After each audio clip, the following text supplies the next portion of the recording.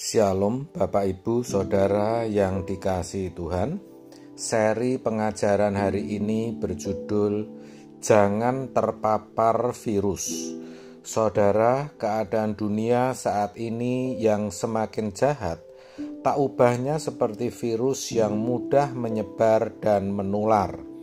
Dalam 2 Timotius 3 ayat 1-5, ketahuilah bahwa pada hari-hari terakhir akan datang masa yang sukar. Manusia akan mencintai dirinya sendiri dan menjadi hamba uang. Mereka akan membual dan menyombongkan diri. Mereka akan menjadi pemfitnah. Mereka akan berontak terhadap orang tua dan tidak tahu berterima kasih, tidak mempedulikan agama, tidak tahu mengasihi, tidak mau berdamai, suka menjelekkan orang, tidak dapat mengekang diri, garang, tidak suka yang baik, suka mengkhianat, tidak berpikir panjang, berlagak tahu, lebih menuruti hawa nafsu daripada menuruti Allah. Secara lahiriah, mereka menjalankan ibadah mereka, tetapi pada hakikatnya mereka memungkiri kekuatannya. Jauhilah mereka itu. Saudara, ayat-ayat ini sejatinya menunjukkan keadaan kita sekarang. Ibadah masih, tapi lahiriah saja, sedangkan batiniahnya tidak. Kenapa bisa begitu? Karena kebanyakan kita sudah terpapar virus. Virus kefasikan sudah melanda umat manusia, termasuk orang Kristen. Kita bisa saja berkata, "Saya bukan orang yang seperti itu."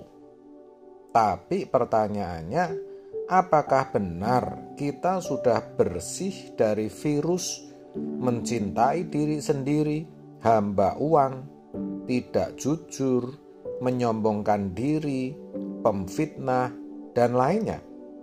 Apakah kita sudah sungguh-sungguh memeriksa hidup kita? Memang kita bisa beralasan karena merasa dalam pemandangan umum kita bukan orang yang egois, hamba uang, pemfitnah, berontak terhadap orang tua, tidak tahu berterima kasih, tidak tahu mengasihi, tidak mau berdamai, dan seterusnya. Apalagi kalau kita aktivis gereja atau bahkan pendeta. Bukankah semua itu label yang tidak baik? Tetapi saudara, kalau kita mau dengan rendah hati minta tuntunan Roh Kudus, kita akan menyadari bahwa sebenarnya kita sedang terpapar virus kefasikan dunia ini. Tuhan Yesus sendiri dalam Matius 24 ayat 12 mengatakan bahwa dunia semakin jahat. Dan karena bertambahnya kedurhakaan, kasih kebanyakan orang menjadi dingin. Begitu katanya. Itulah sebabnya kita harus mempersiapkan diri menghadapi dunia yang terus bergerak, terus berubah ini. Jangan kita hanya pandai mengajarkan atau mengkhotbahkan ke orang lain, sementara kita tidak pernah bertanya kepada diri kita sendiri, melakukan introspeksi dengan jujur, apakah kita memiliki kasih seperti yang Tuhan Yesus kehendaki kita miliki? Maksud saya, kasih yang standarnya Tuhan. Kalau saudara ragu untuk menjawab, berarti belum, dan itu artinya kita sedang terpapar virus. Bisa kita masih mencintai diri sendiri atau egois, menjadi hamba uang, ada kesombongan, tidak tulus, tidak mau berdamai, artinya tidak bisa mengampuni orang, atau kalau sudah sakit hati, sudah dendam, tidak bisa mengampuni. Kasih standarnya Tuhan ya seperti itu, dan ini prinsip. Jangan anggap enteng dan jangan kita memahami kasih secara dangkal. Maka kita harus jujur, kita koreksi diri kita. Kita dengan rendah hati minta agar Roh Kudus menerangi hati kita. Begitu seharusnya, saudara, karena siapa sih yang sadar kalau dirinya itu sombong? Enggak ada. Siapa sih yang sadar bahwa dirinya tidak tulus? Yang sadar kalau dia sukar mengampuni orang? Saudara, kita mesti kembali kepada apa yang paling prinsip dan mendasar, yaitu hidup pelayanan kita kepada Tuhan. Apa tujuan kita melayani Tuhan? Bukankah tujuan pelayanan kita pada dasarnya adalah mengembalikan manusia ke rancangan Allah semula? Betul kan, saudara? Tetapi ironinya, semakin jarang kita temukan orang yang rohani, walaupun orang itu bergelar tinggi. Rohani artinya orang yang hidup dalam kekudusan, yang fokusnya adalah langit baru, bumi baru, dan tidak terikat keindahan dunia. Rendah hati, lemah lembut, rela berkorban untuk orang lain. Apapun ia persembahkan bagi Tuhan tanpa batas. Yang kita temukan, makin tinggi gelarnya, makin tidak rohani.